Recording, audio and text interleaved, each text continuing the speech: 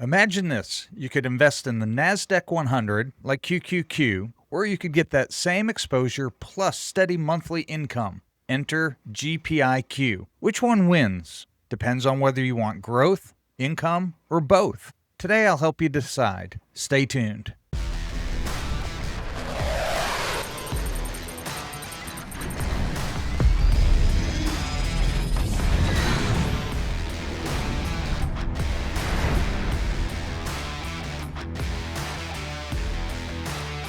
Welcome back to Simply Money. If you're trying to build wealth and cash flow, today's video is for you. We're comparing QQQ, the classic growth-focused Nasdaq 100 ETF, with GPIQ, which adds an income layer on top of the same tech-heavy exposure. We'll look at returns, risk, yield, compounding potential, and which is better for different kinds of investors. Strap in, this could affect what you buy next. Welcome to our new subscribers. I thank you for being part of our channel, for being part of this community. Today we're looking at QQQ versus GPIQ. I've got a lot of requests wanting these types of comparisons on different funds where I look at a back test. We take what the fund has done since one of their inceptions until the current time. GPIQ is much newer than QQQ, so we are able to go back to December 4th of 2023, and that's where we pick up our comparison. It's the only way to do this. I can't go all the way back on QQQ, obviously, because there's no information, no data on GPIQ. So this is where we pick up. I'm not cherry picking. It's me picking the stocks, the prices, and using the newest from its inception and comparing them from that point on. On the left-hand column here, we have the month. We'll be looking at each month. Sometimes, like here, you have December twice because the January distributions and funds were paid at the end of December. And every 4-week payer, oftentimes that happens. QQQ, here we have the price on December 4th, 2023 at $4.59. And we'll go down to the bottom. You can see as you scan through here, it's pretty much stayed between $4, got up to $5.22, and now we are sitting at $5.65. There's been some ups and downs. We can see here in April with the tariff scare, the end of March, early April, it dropped from the $5.22, a steady drop at the beginning of the year. Since then, it's begun to rebound again. And going back, for those who don't know, sorry about that, I skipped this part. The scenario that we're using is that on this date, we take $50,000 and we invest it. So with $50,000 divided by this share price, we're able to get 124.20 shares. Each month or each quarter, depending on the fund, when a distribution is given, on this scenario here, December 4th, QQQ paid an 81-cent dividend times this number of shares, 124, gives us $100.35 dividend. What we're doing in this first scenario is we're reinvesting all dividends. This dividend is then divided by this price, and that gives us 0.249 new shares. So a fractional share with the distribution reinvestment plan. We're able to go ahead and reinvest that, and that adds us to the shares. Now we have 124.45 shares, and brings us to the next month, and so on and so on. So we do that throughout this entire fund. Looking down here, you can see that this is paying every quarter. We got the 81 cents. Sometimes it paid a little more frequent. We had a special distribution there. We have March and then nothing, April, May. We have June. So coming down, when you average that out, because you're not getting any distribution on 2 months out of the quarter, your average monthly distribution is 25 cents. Your total shares have gone up to 125.57 from 124.27. So you've only gained 1.37 shares. Haven't gained a lot, but this is a growth fund. It's not intended for income. It's not intended for redistribution, adding in more shares with that distribution. It's strictly focused on growth. As you can see, the share price has grown 40.5% since December 4th, 2023. Up until August 1st, 2025. Now that brings our balance. We started at $50,000 on this column here. Brings our balance $71,026. A gain of $20,926 in this short period of time. A year and 8 months is what we're looking at, give or take. That's a nice growth factor there. You're seeing a lot of growth. Now, GPIQ is a higher yield. I believe the yield's around 8 to 10%. I'll have to double check that. But it's not one of these high flying yields like ULTY or BTCI that we've looked at. This is more in lines with GPIQ, GPI, some of those QQQI. This is comparing in that realm. So there's a mixture of getting some decent dividend and some growth as well. That's the goal of this fund. Let's scroll over here. We'll look at GPIQ's price. It started out at $43.24. You can see coming down again, we peaked here at about $48 and then it dropped a little bit. Then again, we peaked in the end of 2024, right at $49, almost $50 in this range. Again, same thing happened. The beginning of the year of 2025 had a little drop. We had the tariff fiasco, and so we're dropping down to $44 here. And now it's starting to climb back up, and it did reach the $50 mark in July, and it's hovering right around there now. With this one, because the share price of GPIQ is much less, about a tenth of the price, you get 1,156 shares. Don't let that confuse you. It's still worth $50,000. The more shares you have doesn't mean your value is any more. It's based on the number of shares times the share price. Just because you start with more shares doesn't mean it's any more valuable. We started $50,000. This paid a 38-cent share, and as you can see, it pays monthly. That gave us on our first month a $433 distribution, which we reinvested and gave us 10 more shares. And as we go down to the bottom here, we'll compare now looking here. We're now up to 1,374 shares, so we gained 230 shares by reinvesting that distribution. The dividend has been growing from $4.33, and we got up to $5.27, $5.55. Now we're up to $600 because you're buying more shares and the dividend per share is going up. So you're getting more per distribution because you have more shares and a higher distribution. That's really nice.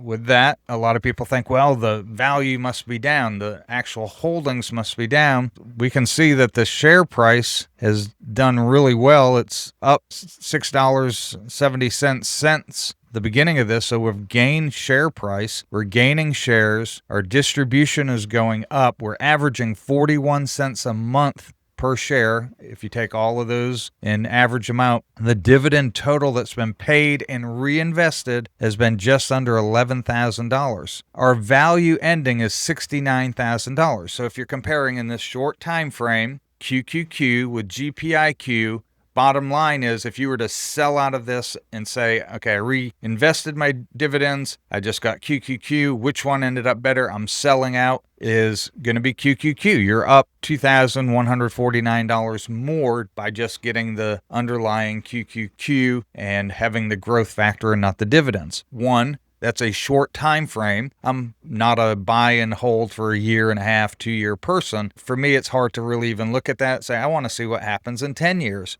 A lot of people think that gap's going to get even bigger, that QQQ will totally blow it away in 10 years, and that you'll go ahead and you'd be better off buying and selling QQQ. But there's also the factor, I'm not a buy and sell. I plan on buying, holding, and then just living off distribution. So for me, I have a different plan. For income, that is something I look at. Just for informational purposes here, this is not financial advice. This is for education, informational purposes only, to give you back testing data for you to look at and make decisions based on what I'm showing you. I'm not telling you to buy or not to buy. In fact, I don't own any of these. I don't own QQQ as my growth fund. I'm heavy in SCHG. That's me personally, what I decided to go in. I don't have GPIQ for income. I have SCHD for stability and growth income. I have QQQI and SPYI for more aggressive yield income and with some slight upside growth.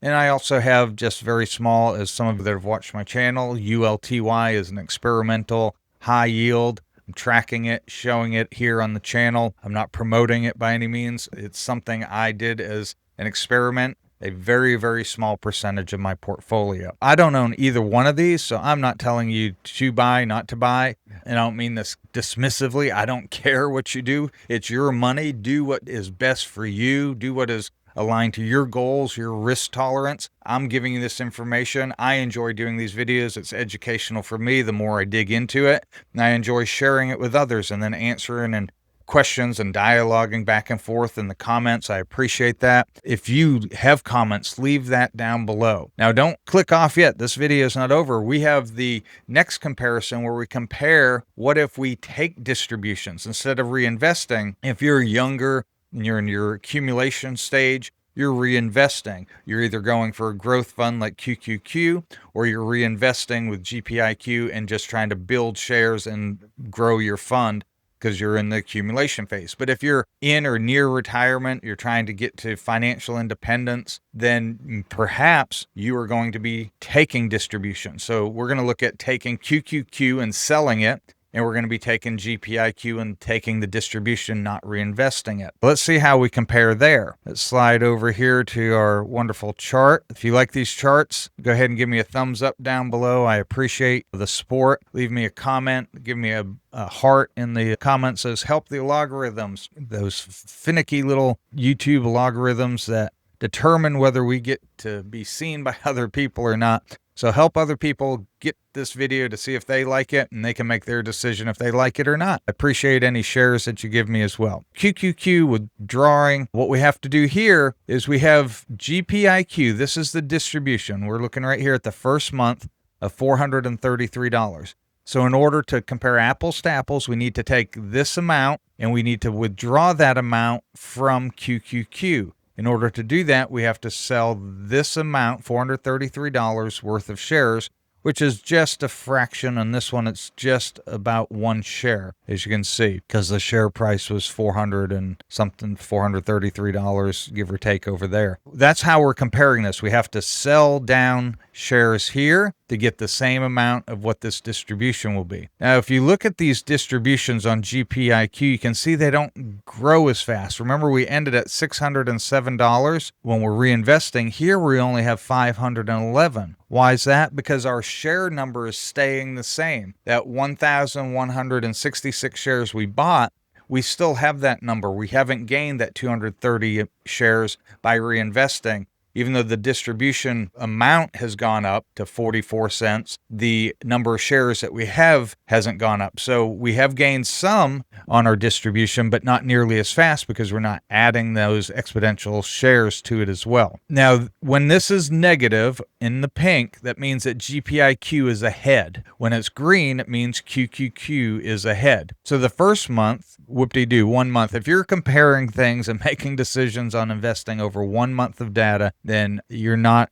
an investor. Sorry, that's my opinion. I'm not trying to be mean. You're a speculator, you're a trader, and that's fine if that's what you are. But investors are long-term. 1 month, 1 year, 2 years is not long-term investing. Again, everyone has to make their own decision what works best for them. I like buying and holding. I do sell stuff. You'll see in a video coming up where I've sold some of my SCHD to get in position for higher income and balancing that with some growth as well to keep in my retirement. That growth element as my portfolio continues. I want to keep up with inflation, so I need a higher value. I may have to sell some SCHG to help build up my income fund in 10 years if inflation deteriorates it too much. So we'll be looking at that in another video. Here we go. Looking down, you can see in QQQ, we've sold down over this time frame just under 20 shares. This total price, the balance at the end of that, we've been taking out on average $474 a month by selling shares. We're up still $9,000. So we're taking a distribution of $475 and our value has gained $9,000. Now with GPIQ, we've been getting that same $474 a month. We're not buying more shares and our share price has still gone up. Our value, portfolio value, has gone up to $57,701. Now, QQQI is up $1,664 on it, but we haven't sold down shares.